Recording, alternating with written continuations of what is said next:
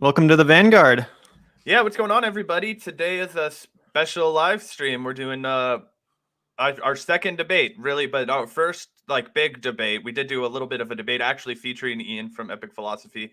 We had a little bit of a back and forth between him and Spike Cohen, who was the Libertarian vice presidential nominee and former running mate of Vermin Supreme on the show. But yeah, this is kind of a beginning into a new kind of recurring, probably monthly type of a deal that Gavin and I are going to be hosting on the channel, where we're not participating in the debates. We're just moderating them, hosting them, and getting two voices on an issue that we've seen kind of being discussed amongst left thinkers and left thinkers.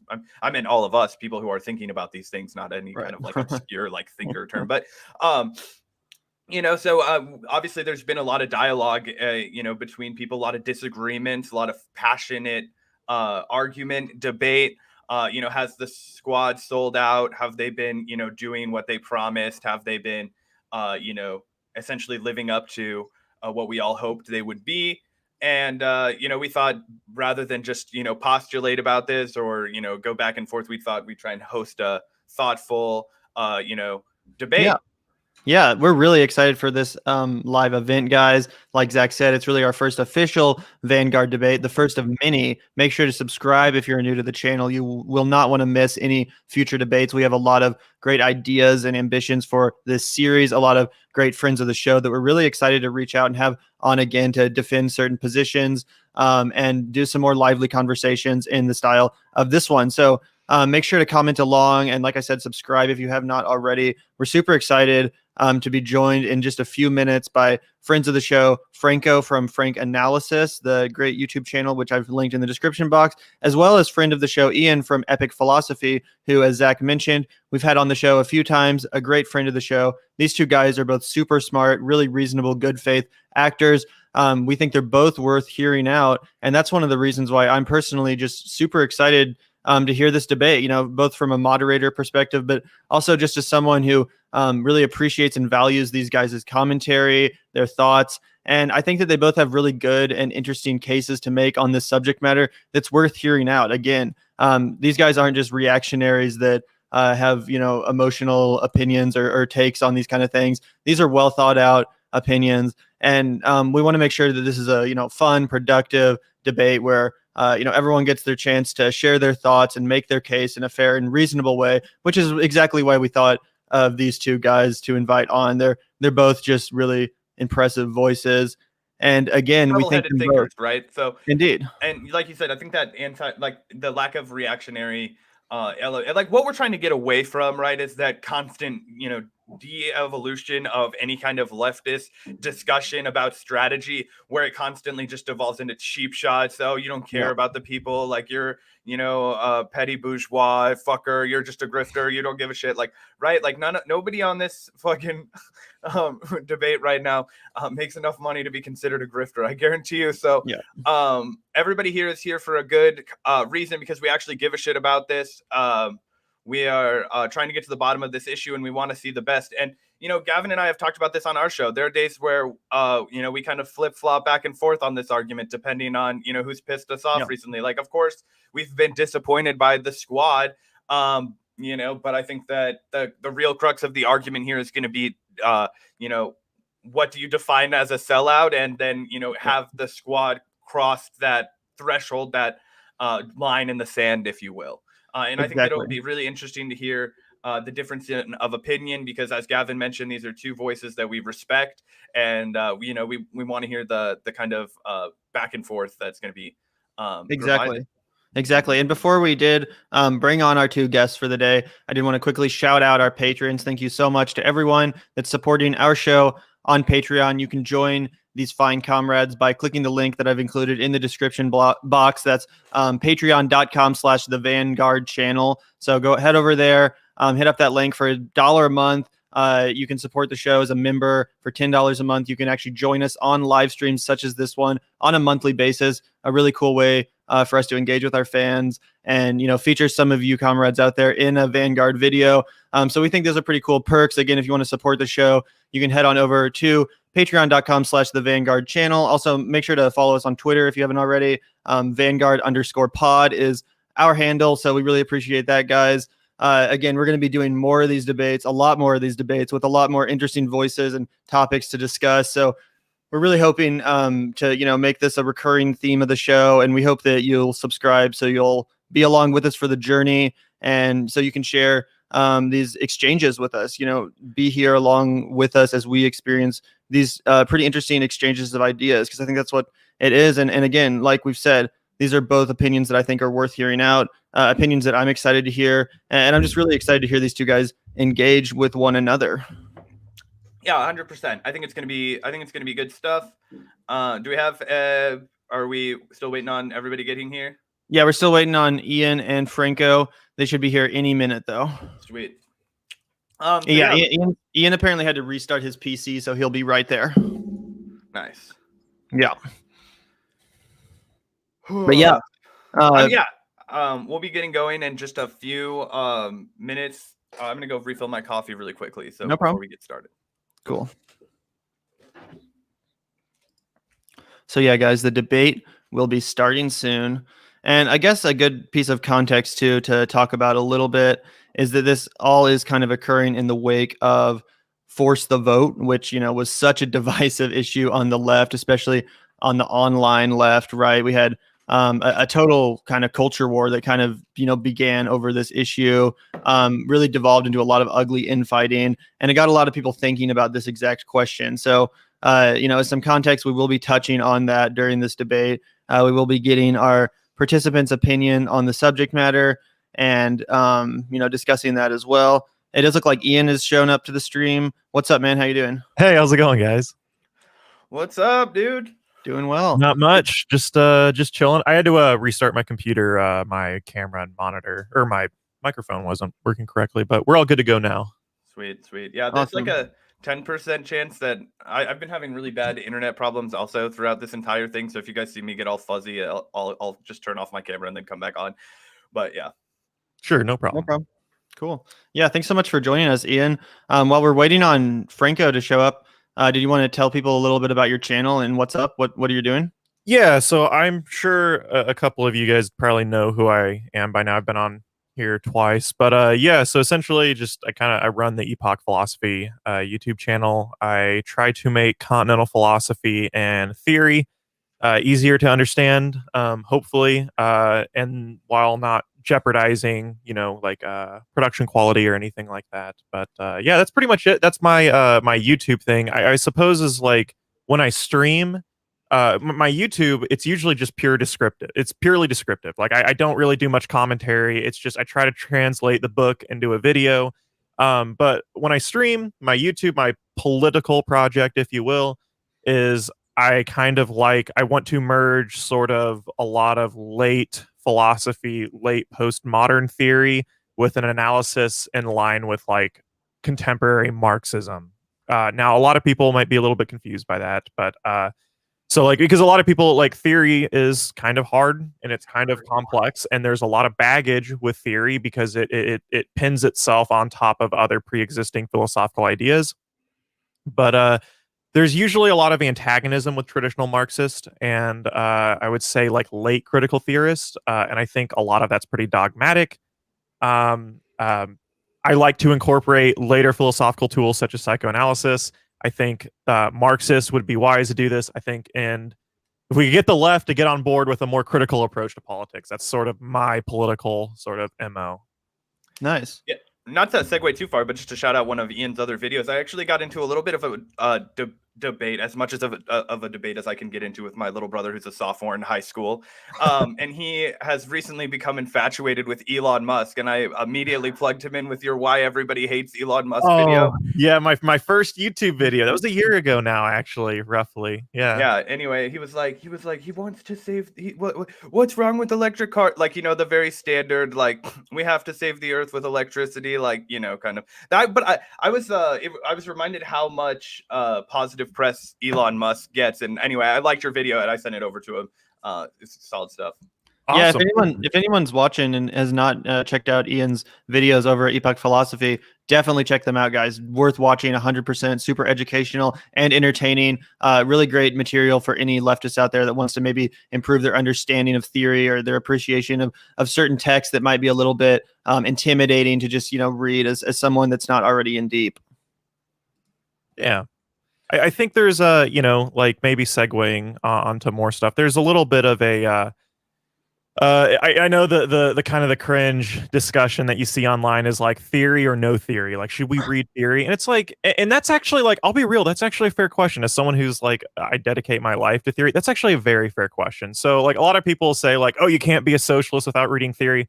But like depending on your language, like, you absolutely can, actually. Like, I would say that it would be very hard to be a Marxist, someone who goes in depth into like Marxist theory without actually reading theory. It'd be very hard. But being a socialist, like Marx and Engels didn't create socialism, right?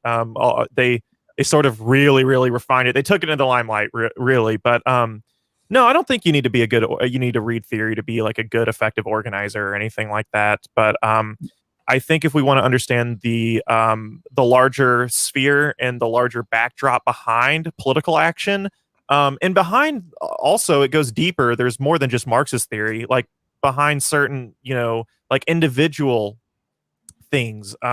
Yeah, theory does an extremely good job. Yeah, awesome. I think that. Well, by the way, I did want to let our other guest into the stream, Mr. Bruno Franco from Franc Analysis, another great YouTube channel, which I've linked in the description box below, guys.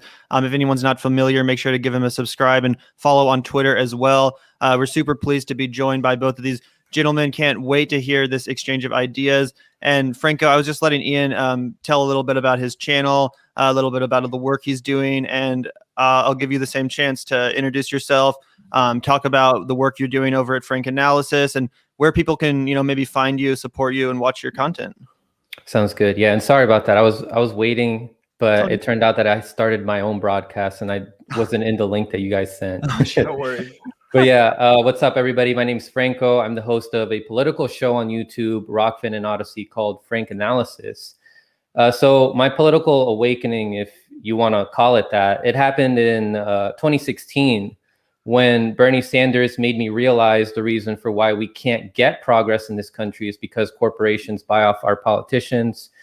I was a casual political news watcher in 2017 and early 2018. And then in mid to late 2018, I started informing myself way more than I was before. I supported both him and Tulsi Gabbard in 2019 and early 2020. I felt a bit of a calling to start doing political journalism and commentary when I had enough of seeing well-meaning people not informed enough about what's happening in the world. And I thought there wasn't enough voices in independent media.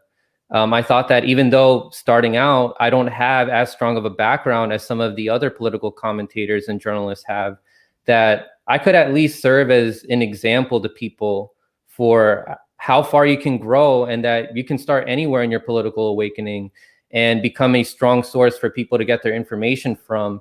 As long as you're willing to accept that you don't know everything and that you're going to grow and that, don't be dogmatic. I joined two of my friends' YouTube channel called HMO Podcast. I saw them in the chat, Brooks and Pedro. I joined them in January 2020, and then I created my own channel, Franc Analysis, in April 2020. I'm still new to activism and commentary, but I feel like I have grown more politically in less than 2 years than I ever have in my life. I'm not stubborn about my beliefs, and I always seek objectivity, so that's why I think I've been able to grow so much. I don't currently go by any labels, but I guess I'd consider myself to be a post-partisan individual who leans socialist. I give solo commentary and also have guests on my show, from activists to journalists. I love bringing on people to my show with different perspectives for panel discussions, as long as they're open-minded. We get together to talk about the news or different topics regarding politics, and then we also discuss solutions. The goal I'm seeking is to unite as many people as I can to challenge this current system that represents the predator class and not the people.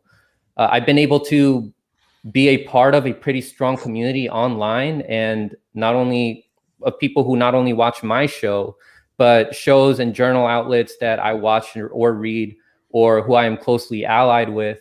I was a speaker at the Force to Vote rallies in Washington, D.C. in January. I also spoke at the Free Assange rallies that same week. My channel recently got demonetized on YouTube at the same time as other political channels like the Combo Couch, Nico House, Jamal Thomas, and Graham Elwood. I'm still not monetized, so I'm encouraging people to make an account on Rockfin and Odyssey. It's the best way you can support my work and some of these other content creators' work. This is my first ever official debate, so I'm nervous, but I'm also looking very forward to this.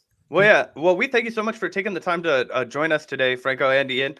Obviously, and we sent out our kind of like little bit of a debate questions. I believe that you guys both got as a little bit of an overview on what we were going to be able to, or going to talk about today. And I realized kind of clumsily that I left out one of I guess probably would have been a great starter question. Before we get started, I did want to give a little bit of an introduction to what we're going to be talking about today and what we're going to be debating. Before we get into the first question, is that cool, Zach?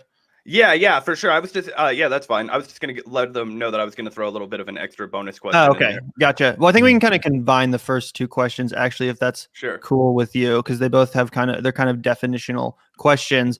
But if anyone's not familiar, obviously you probably are given the title of this video, but we are going to be talking about the Squad today. And that's, broadly AOC, Rashida Tlaib, Ilhan Omar, Ayanna Pressley. But we can also kind of include the broader progressives in the House, that being Ro Khanna, Jamal Bowman, Cori Bush, Mondaire Jones, Pramila Jayapal. These characters are also kind of in discussion today, where we can broadly kind of refer to the progressives in Congress, whether it be the Justice Democrats or really the progressive leaders at large, the ones that are most associated with the progressive movement, the ones that were behind Bernie Sanders, Mark Pocan. But again, we can kind of focus on AOC, Ilhan Omar, Rashida Tlaib, and Ayanna Pressley because they were the original quote unquote squad members. They're kind of most representative, most popular. Most people probably are more familiar with their policy decisions and their track record. Benchmark following Bernie exactly. Sanders. Yeah.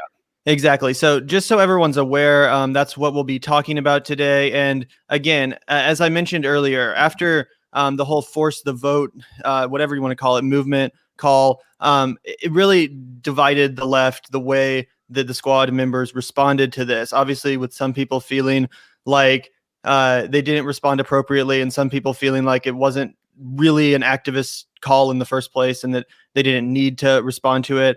So again, that's kind of the backdrop of this debate is that, since that happened, there's been a lot of divisive debate and a lot of polarization over these figures and their effectiveness overall within Congress and for the progressive movements. And some people have leveled the charge that they have sold out, that after getting into Congress, they've abandoned their values that they ran on. They've gone in there and they're basically career climbers. And Zach and I are going to be pretty much neutral today. As I've said before, I think that both of these guys are going to make really great cases. And I think there's validity to both sides personally.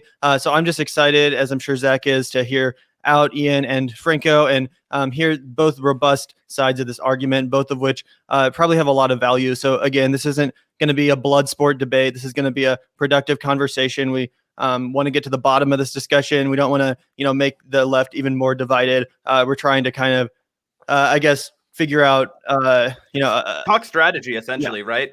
And that's where I wanted to jump back in here kind of with this, we'll call it a pop question just to kind of get us started off. Because I think it's really important before we can have a productive debate to establish terms, right? And just quickly before we, kind of dive into our conversation as it specifically pertains to, the squad, I wanted to get both Franco and Ian's response to how you would personally define a sellout, right? Because I think it's important that everybody understands where we're coming at when we're using that term.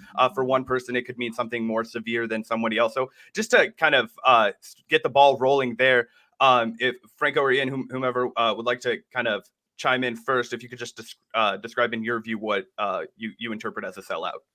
So I was actually gonna say that before. I was like, we should probably like closely define what we mean by sellout. I would probably just say, under the most rudimentary definition, is just sellout is a politician who probably is just if they run on not taking corporate cash and they start taking corporate cash, or they start jeopardizing their core values per se, yeah, that's probably considered being a sellout.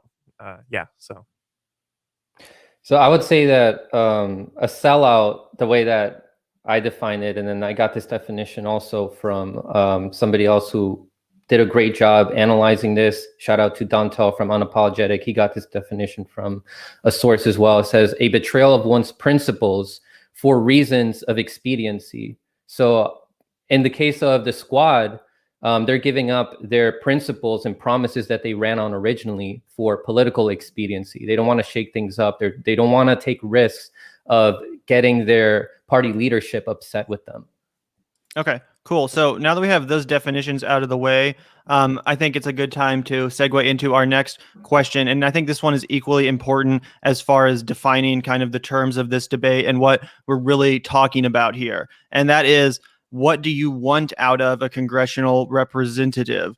To you guys, what does the role of a congressperson mean? And ideally, what do you think a leftist or socialist or progressive congressperson would look like or do? We can start with Ian, since you just talked, Franco.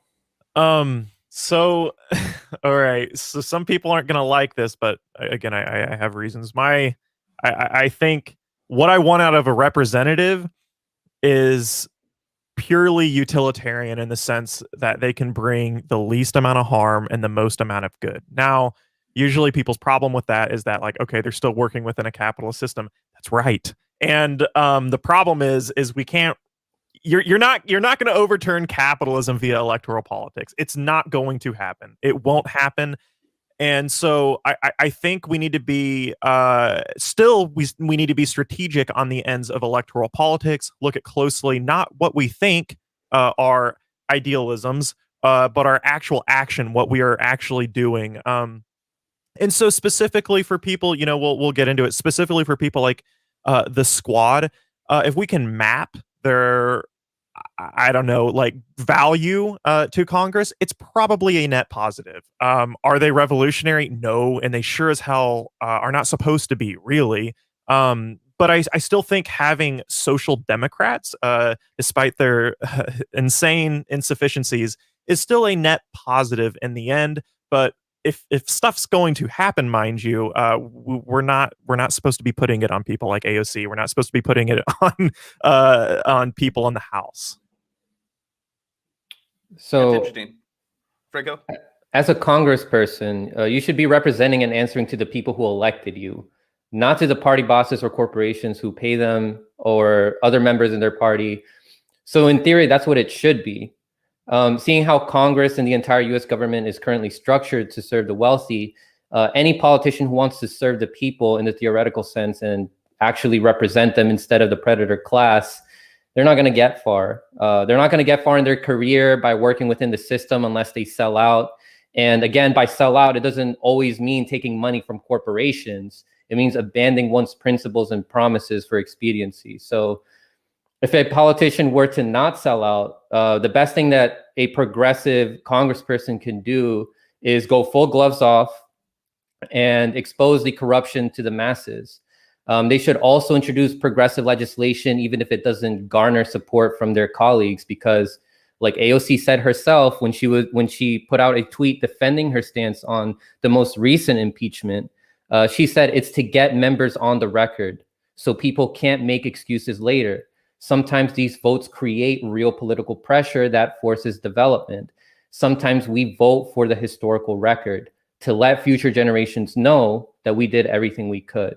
And those are her words. They should also use their position to support grassroots and activist groups by supporting these groups.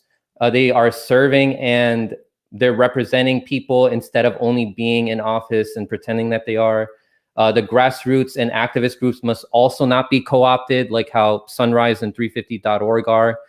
They're co-opted. Robbie Yeager, Cory Morningstar, they've done fantastic work exposing how they're co-opted by organizations like Sierra Club, which receive money from the Rockefeller Foundation, Lockheed Martin, and BP. There's also an article on the Gray Zone that exposes Bill McKibben of 350.org, the Sunrise Movement, and Naomi Klein, all of which they take corporate money. So this is unacceptable. And if the Squad stood by their principles and actually cared about the environment, they should be calling this out. They should be exposing this. They must also focus on systemic changes, not just grandstanding and making tweets about policies and then not passing any legislation that engenders systemic changes. It also can't be just them showing up to a protest every other month and then disappearing, and then it results in no change. Okay, well, before we move on to the next question, I or wanted point, to get a response from Ian. And specifically in regards, I wanted to hear Franco leveled the charge that AOC just showed up at the protest, every once in a while. Do you have a direct response to that in particular, or anything else that Franco said? Or is that for me? Yeah.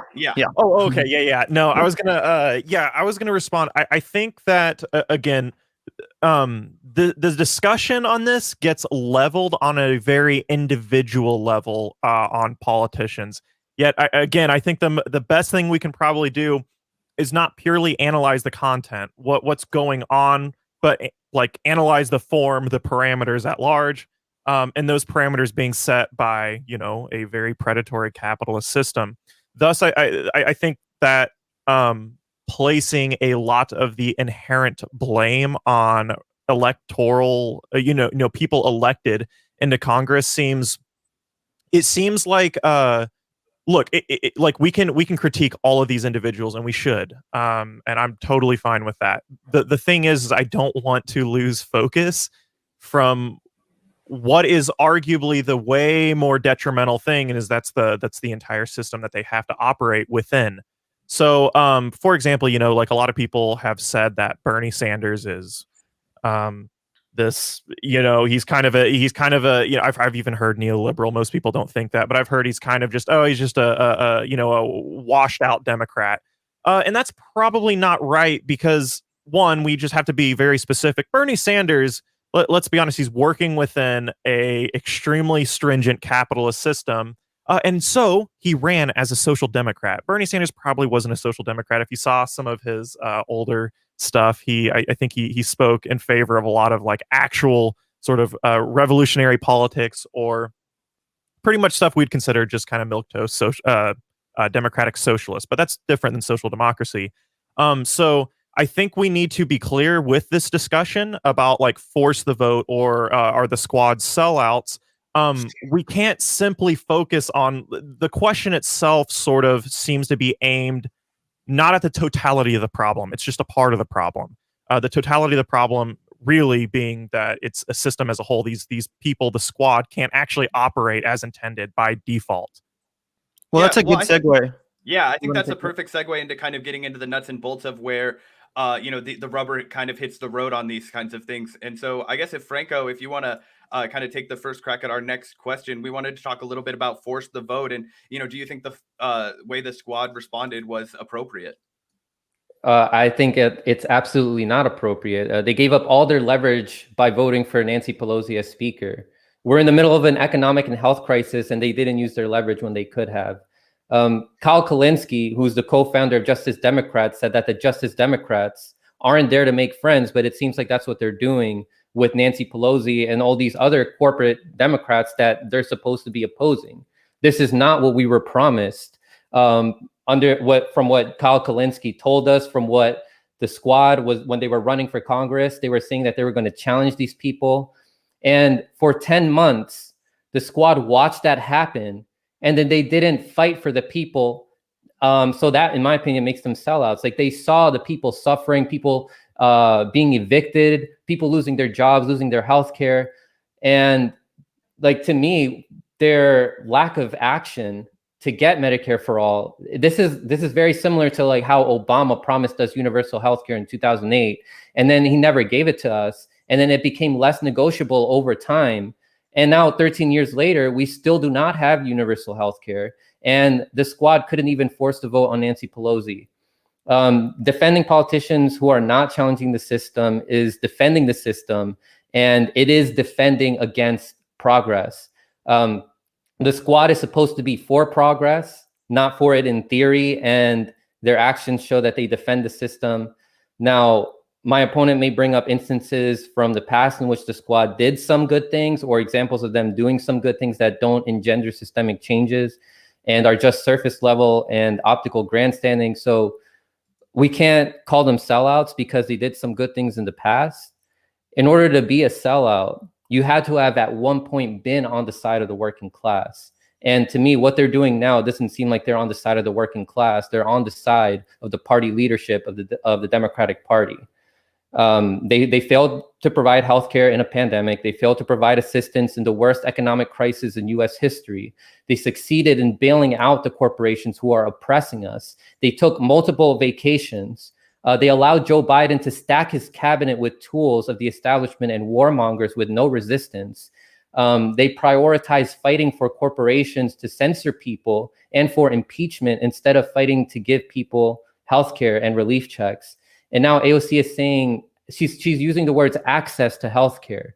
And in 2020, she was talking about, if we get the public option, she said, so be it. You know, I have access to a mansion, but it doesn't mean that I can afford it. This is the tricky word that people like Elizabeth Warren and other Democrats use when they want to pretend to be for Medicare for all. And then in the end, the defense that AOC was using for why she's not going to force the vote is because she wanted to get committee seats. Now, AOC did not get a committee seat, but Kathleen Rice, who's a corporate Democrat, she actually used her leverage by withholding her vote from Nancy Pelosi until Kathleen Rice got a committee seat, and then in return, she voted for Nancy Pelosi. Yeah, no, I mean, that's how the entire political system operates. Yeah, so, but again, I think we need to look at what we're actually doing and what we're discussing.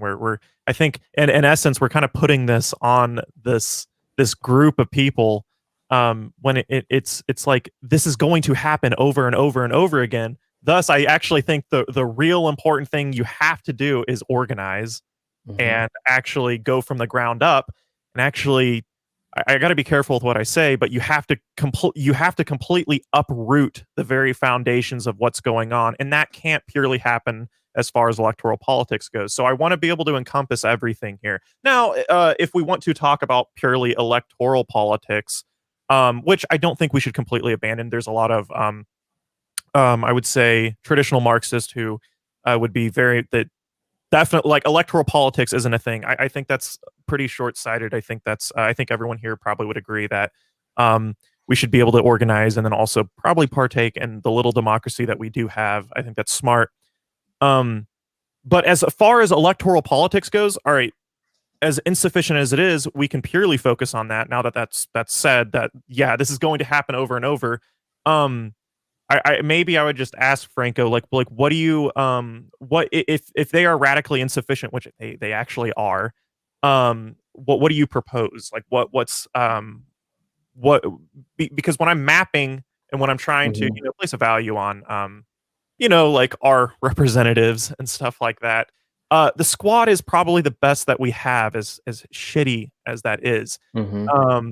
We could probably go segue into like strategy now. So what's your take on that?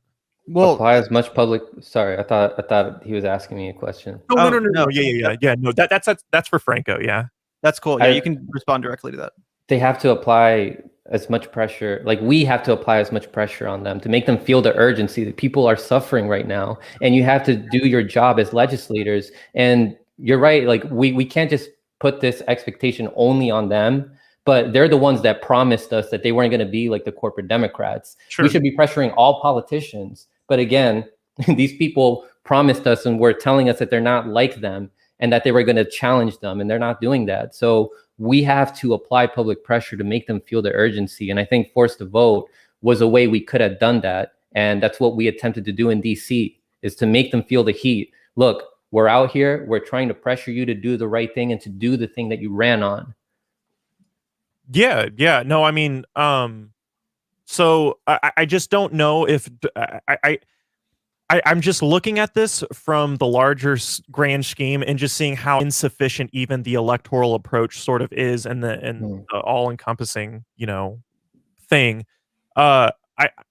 Yeah, organize, like, yeah, sure, we can force a vote. That's fine. I find the idea of even really arguing about whether people, I can't believe it blew up like it did. I think it's actually really, really dumb. I'm not gonna lie.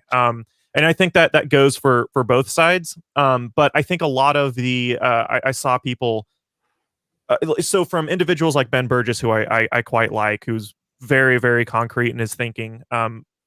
I think he took the approach that, like, look, this is kind of stupid.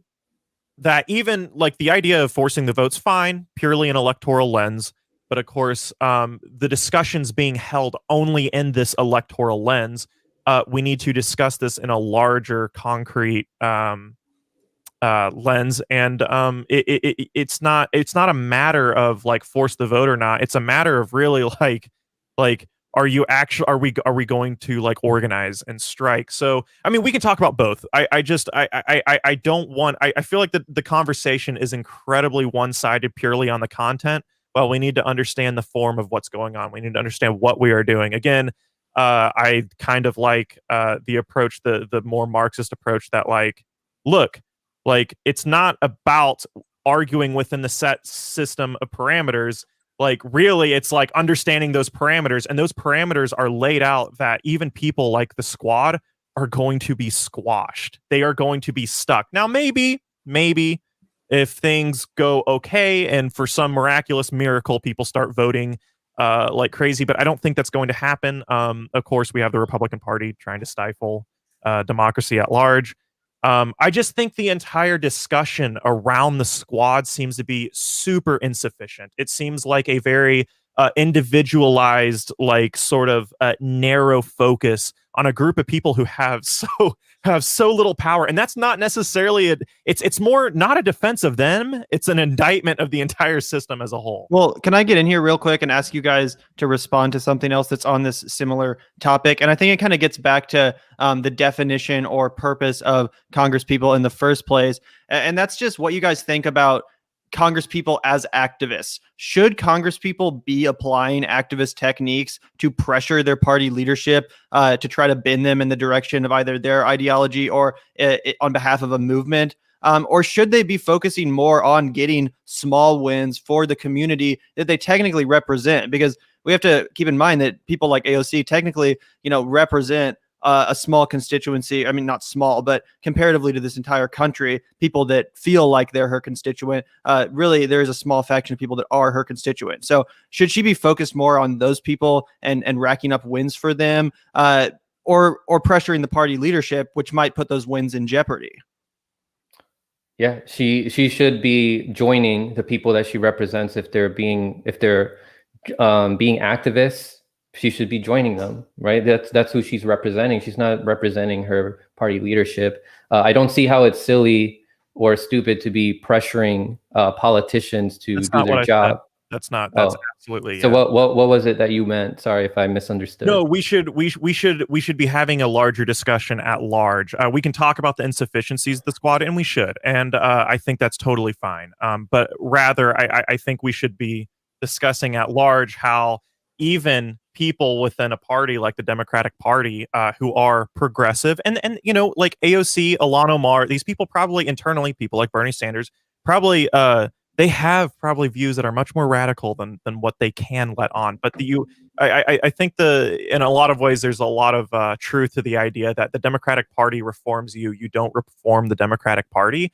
And so we can elect the best people we can in the Democratic Party, and we should probably do that. But it's just totally insufficient at just pressuring individuals. Rather, I think larger organization, organizing, and like I think that's just the best approach. It seems that a lot of the debate and a lot of the discourse doesn't really go into that too much, especially when it comes to force the vote. But maybe perhaps you Yeah, Well, I want to get if your that's the response to that, case, Franco, but just as a way of kind of segueing on top of that as well, you mentioned, Ian, you said that, you don't reform the Democratic Party, the Democratic Party Yeah. reforms you.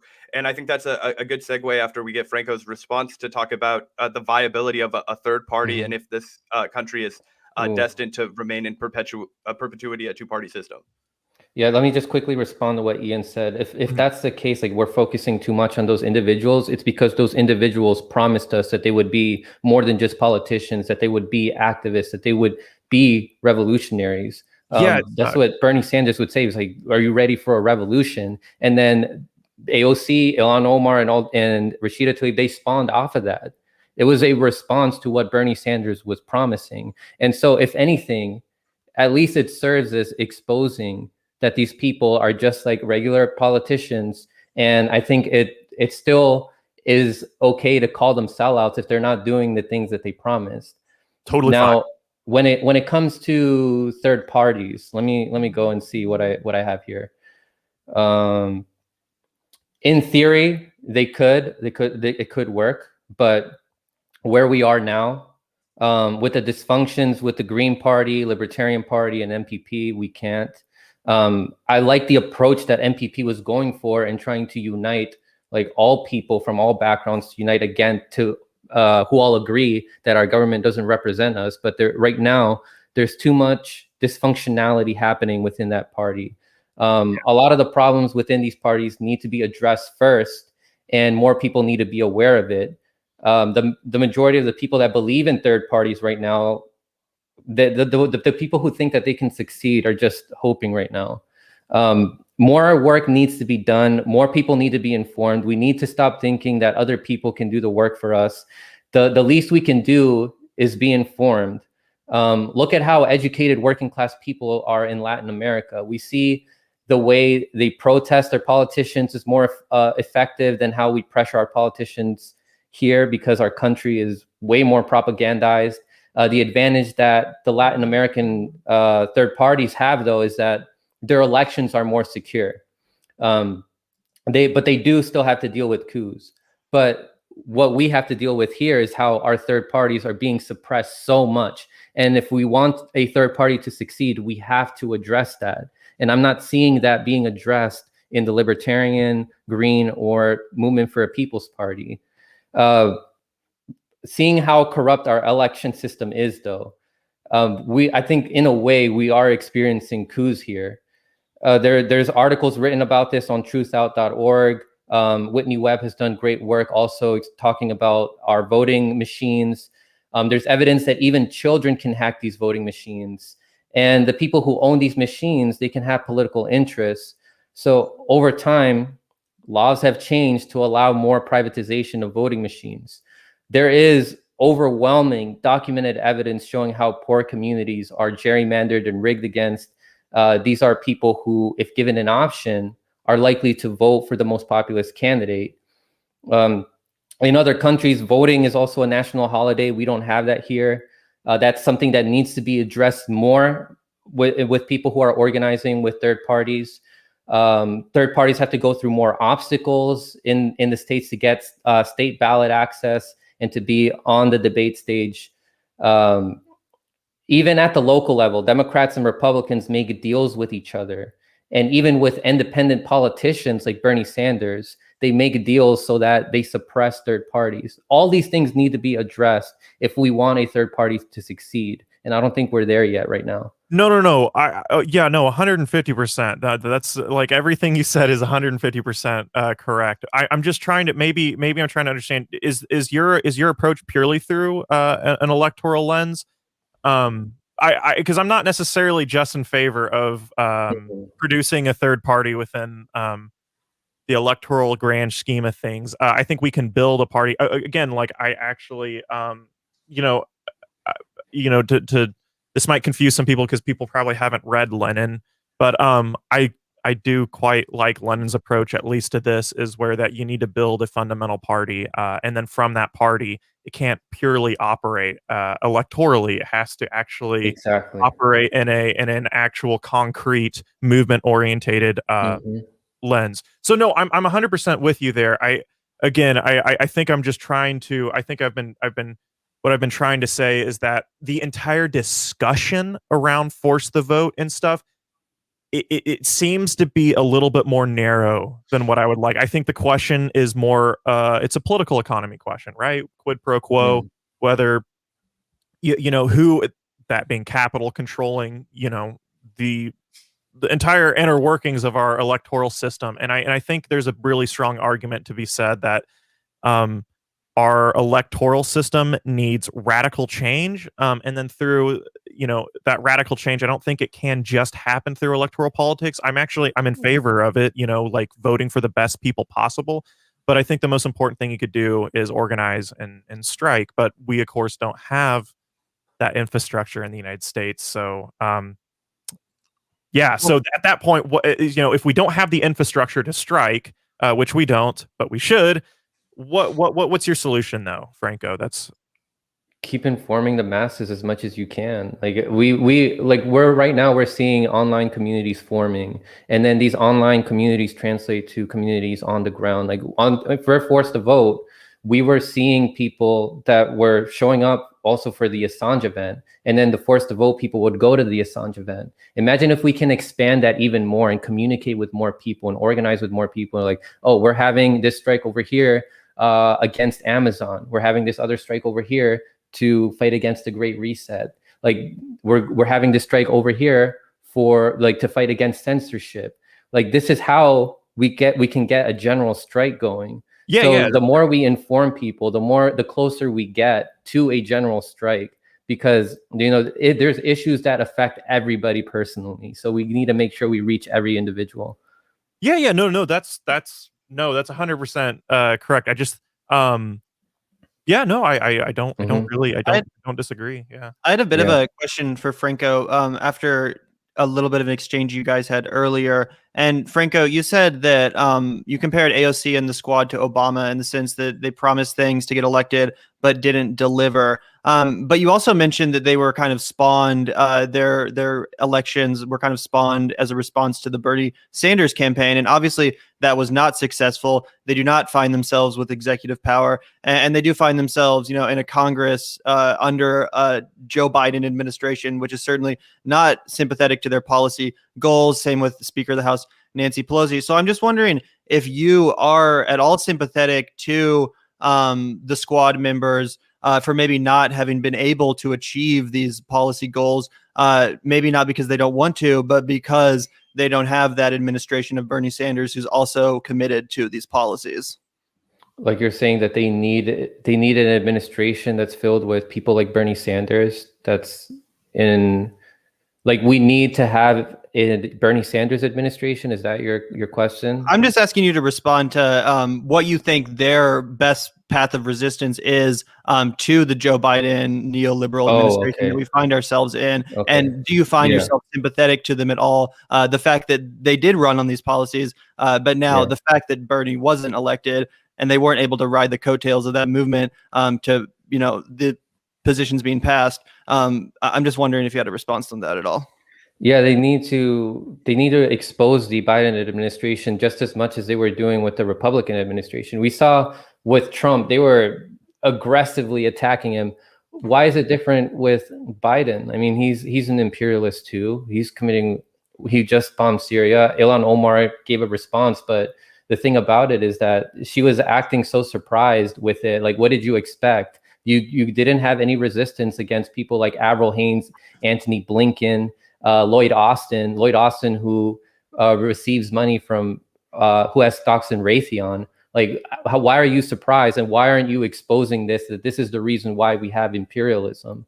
So I mentioned earlier how a progressive congressperson has to be exposing what's happening behind the scenes to the people so that people can understand why these problems are happening in our country and around the world. Because I'm sure we will all agree with here that foreign policy directly affects domestic policy. Yep. So there needs to be more resistance to people within their own party. Because again, what Kyle Kalinske said when he formed the Justice Democrats, they're not here to make friends. Yeah. Do you think that the squad has been adequately anti-imperialist or has adequately called out their own party leadership for imperialism in specific, Ian? Oh, fuck. Probably not. No. Not at all. I just don't really give a fuck what they say. Like I just don't. Like I think that in some ways there's a reverse, there's an opposite of what's going on. Like where I think if we focus too much on the squad, you're almost in a way enabling them. If there's too much discourse on actual like the failings, and I get like we should that like I'm totally there's a little bit of a there's a little bit of a dialectic here, right? Like, we can talk about all the insane insufficiencies of the squad, stuff like that. We should, but then also too, we have to be a little bit careful that we're not taking an over moralistically tone to the squad, because ultimately they're working within a larger system at large that won't facilitate any change whatsoever. Thus, I think that it would just be wise to sort of analyze what's going on at large rather than just purely moralizing a group of people who they're not in a position whatsoever to really make any change. So that's I have a question for Ian. So you're saying that they're just like any other politician? Kind of. Okay. Yeah. The reason why there's this focus on the squad is because there's a lot of people who think that they are saviors. And we have a lot of people in independent media or who call themselves independent media, but they receive money from corporations like TYT, who still praise the squad as being like our saviors. And these are people who are untouchable. We're not allowed to criticize them. Do they? So that's why there's a focus on them. Okay. Because we want to help wake people up to that they're just like any other politicians. They want like people like me want people to realize what you and I already see, that they're just like any other politician. Because like I categorize them in the same way that you do. It's just like any other politician. Right. So, I mean, I think taking the approach and rather informing people on individuals within the squad, I think we should be informing people on the political economy at large, how capital operates, how essentially like a system like that can't really facilitate. I think taking the approach that I see, I'm not saying this is your approach whatsoever, Franco, I have no clue. But to what I have typically seen on something like Twitter, it seems to be just a pure approach to individuals rather than the political form and the political economy at large. Well, I want to pop in here and just ask a question that I think could kind of narrow, or just kind of expand upon this. Do you guys think that the squad is largely, specifically somebody like AOC who parades the banner of socialism a lot more than somebody like, Ro Khanna, who we nominally would include as being a part of the broader squad? Do you think they're misappropriating that language? And do you think that kind of is why people expect more out of them than the regular politician? Do you guys think that there's anything to the fact that they call themselves socialists, so people expect them to act towards a higher moral calling, a sort of empathy amongst a fellow man that is not represented by a name like Democrat or Republican? Yeah, I think Ian mentioned earlier that they're social democrats, right? So if they're calling themselves that, they're not exactly socialists. Bernie Sanders, they actually call themselves democratic socialists, right? That's probably incorrect, but yeah, no, that's right. They do call themselves that. Yeah, but they're not accurately that, but Correct. That's what they call themselves. Yeah. So socialism, it's supposed to be a stage towards communism, and to be a socialist, you also have to be anti-imperialist. I was discussing earlier, making the case how if they're supporting people like Joe Biden and Nancy Pelosi who are imperialists, then they're supporting imperialism. As far as AOC, again, she calls herself a democratic socialist. The rest of the squad are similar in that ideology, and I'd classify them as social democrats, but again, that's what they call themselves, democratic socialists. They are for things like Medicare for all, increasing the minimum wage to $15 an hour. They're for increasing taxes on the millionaire and billionaire class. They're for breaking up the big banks. Bernie Sanders and the squad, I'm just repeating myself here, but when AOC and the rest of the squad, when they deferred the party leadership on issues involving Venezuela, a socialist country, when AOC takes pictures with the Bolivian coup leaders, when Jamal Bowman says that he supports Israel, when Ilhan Omar said that she doesn't support an embargo on a weapon sale to Israel, but she does support an embargo on weapon sales to Iran because she said that they're committing human rights violations, even though Israel is also a human rights violator. And Amnesty International called for an embargo to Israel.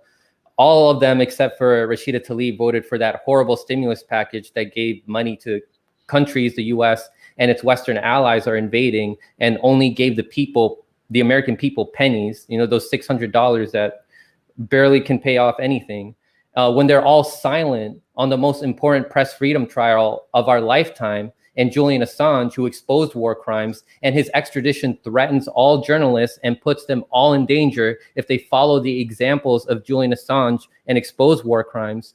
AOC, Ilhan Omar, and Rashida Tlaib, they voted against Tulsi's request of Congress to report the humanitarian impacts of sanctions we put on other countries. Then that makes them what I learned from my friend Ramiro in his video, that makes them social imperialists. And Vladimir Lenin described social imperialist as someone who is socialist in words and imperialist in deeds. A social imperialist who is most often than not a white European, but in this case for the squad, they're all minorities, is someone who supports progressive social policies and economic policies at home while continuing imperialist policies abroad.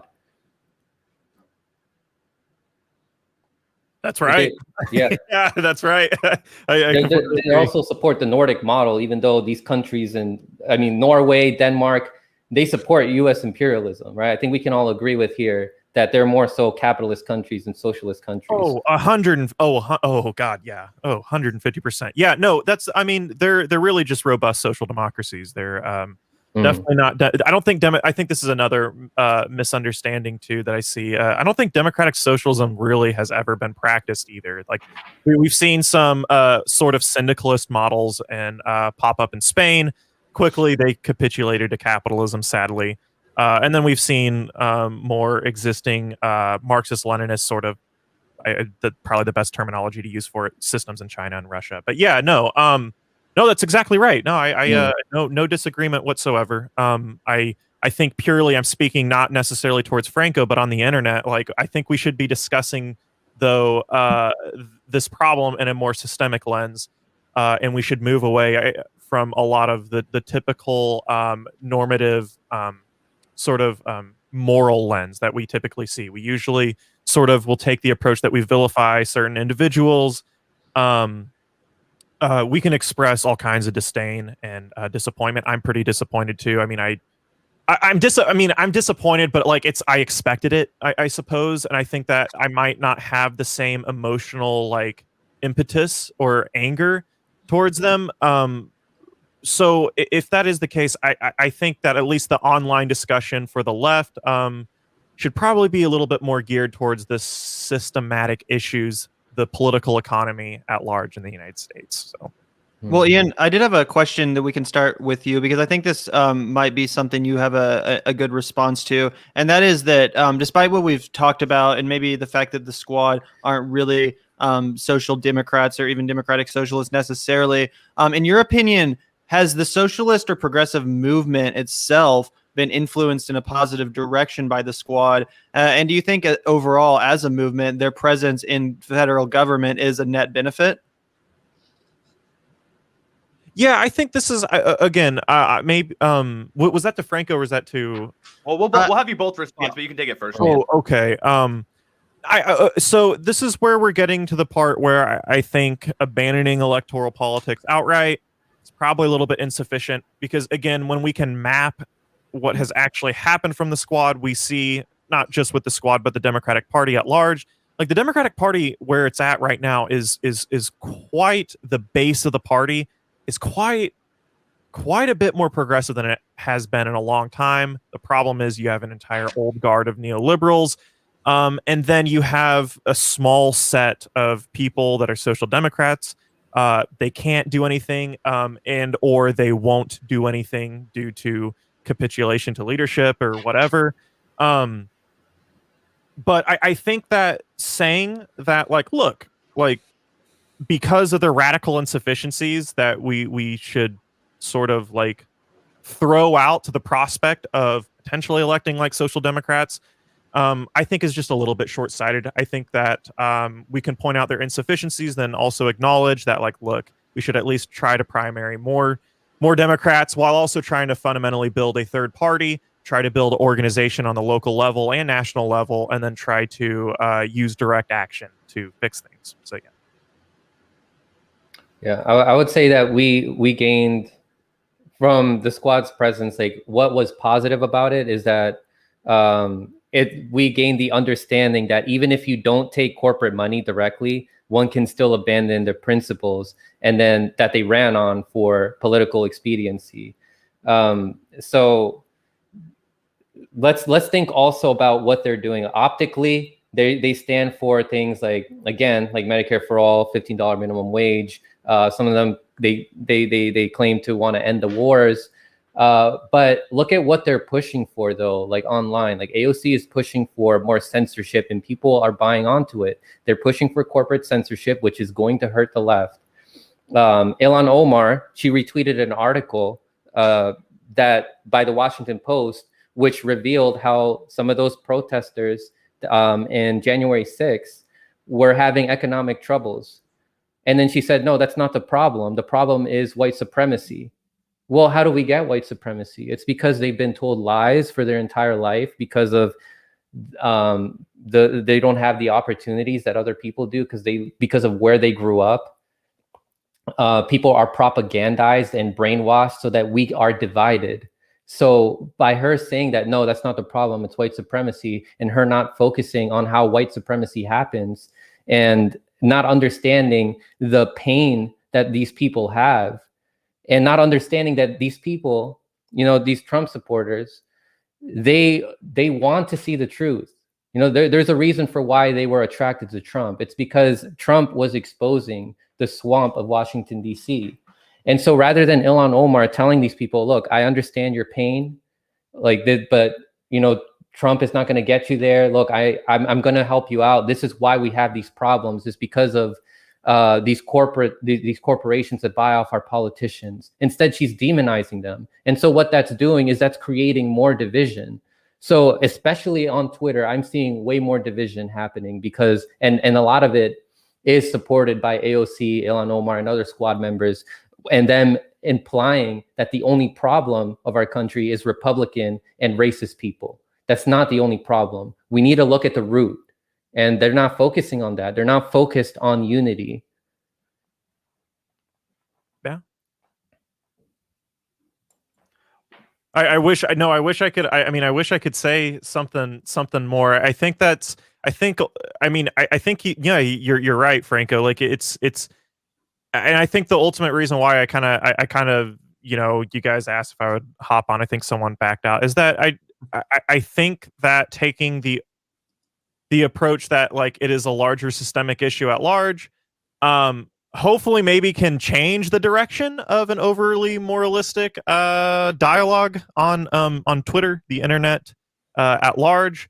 So I think your conclusions are correct. I just don't see the I just don't see the reason why I would I don't feel the same innate anger towards the squad that I would else, from other politicians. I don't know. Maybe that's short-sighted though. I don't know. I just see that it's electoral politics as it stands within the Democratic Party just seems totally radically insufficient.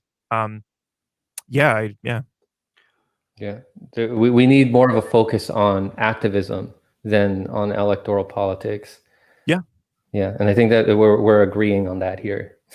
Yeah. What I think is kind of refreshing and kind of nice about this kind of debate. This was obviously one of the first official debates that we've hosted on the Vanguard, but one kind of the fleshing out of ideas, the consensus that has been reached. Obviously, I don't think that you and Ian 100% agree by any means, but the amount of overlap that we've been able to kind of establish in this debate, I think, shows something that I think often gets overlooked on the left. The left is constantly, referred to as a bunch of rabid infighters who can't have, constructive debates on strategy.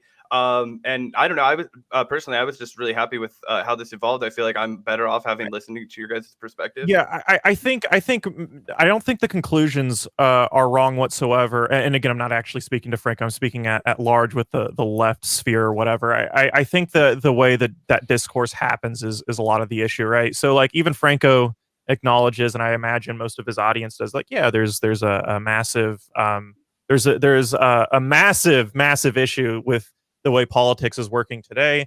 Thus, it's pretty insufficient just to rely on voting mechanisms. Rather, organization at large needs to happen. I think though that we need to take pretty specific approaches to that online. And yeah, that's just something. Again, I'm not speaking to Franco. I have very little.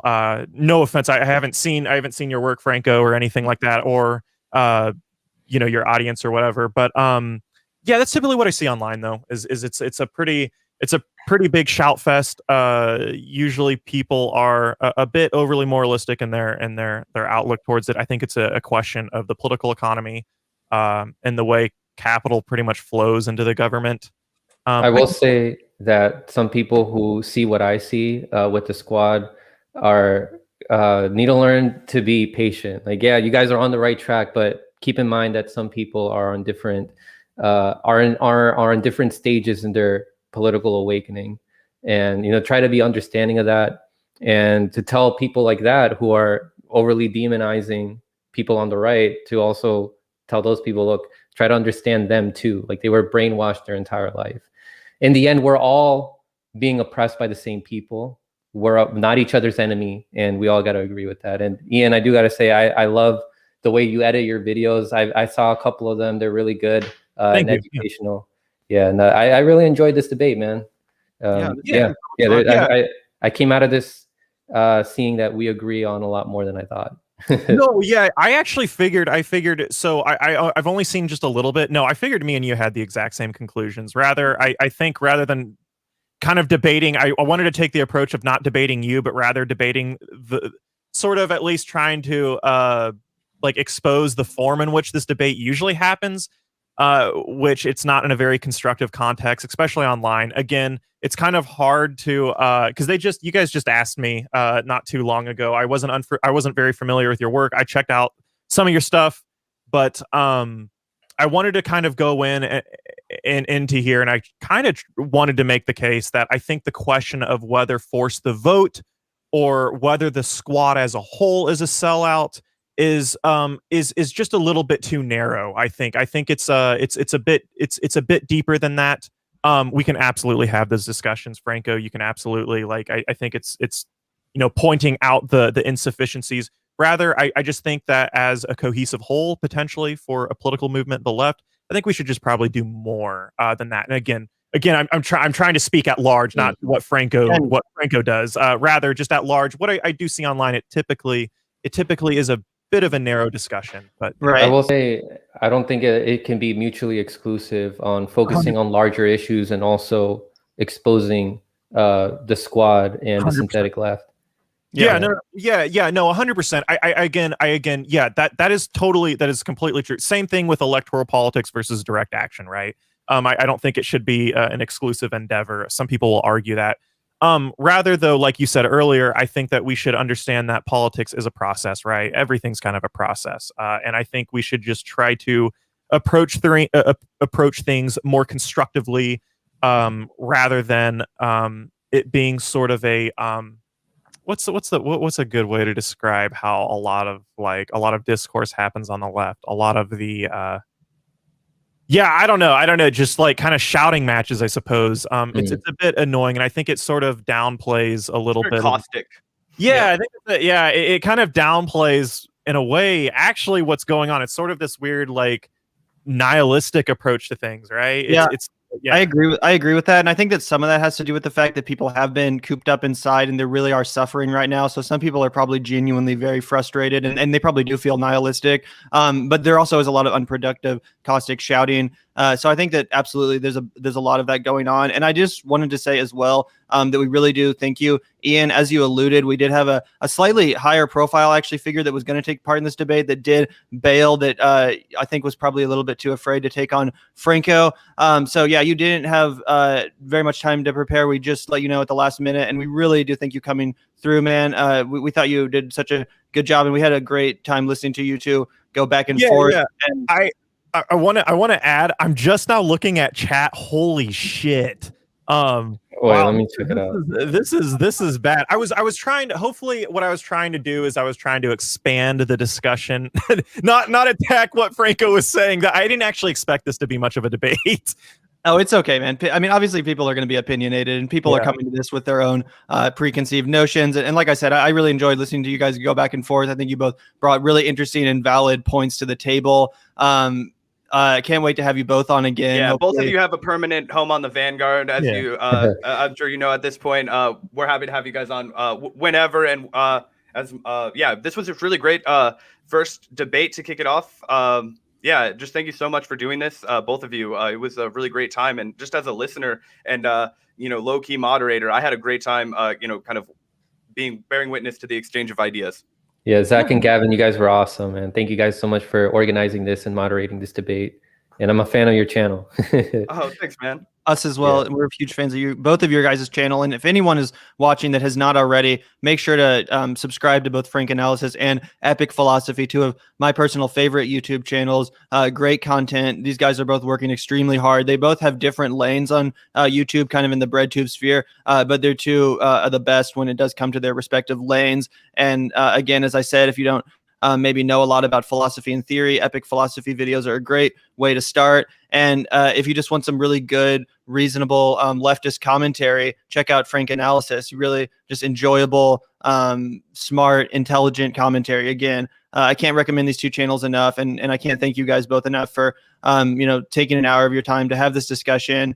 And again, in my eyes, you guys are both, great debaters. This was a wonderful exchange and very productive. So thank you so much. It really does mean a lot to Zach and I. And if anyone's watching, as we alluded to earlier, we will be doing a lot more of these debates, hopefully on a monthly basis. So make sure to smash that subscribe button, and also subscribe to Franc Analysis and Epoch Philosophy. We're trying to build a larger coalition of independent leftist voices here at the Vanguard and promote our fellow comrades in this space. So thank you so much.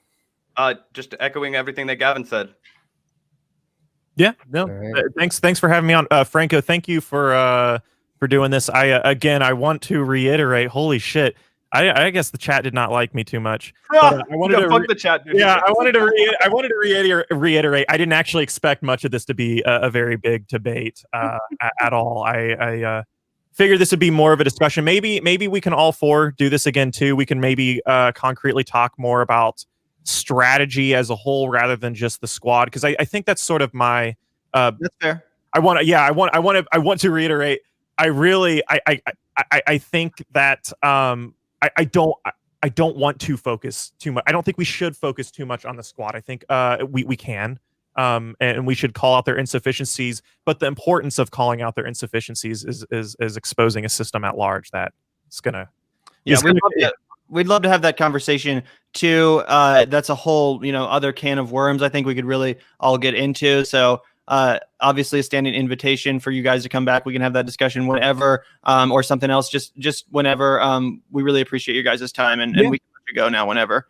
Awesome. Yeah. Very well spirited. Thanks again, Ian and Zach and Gavin. You guys are all awesome. And thanks for keeping this in good spirits, Ian. Absolutely. I really appreciate it.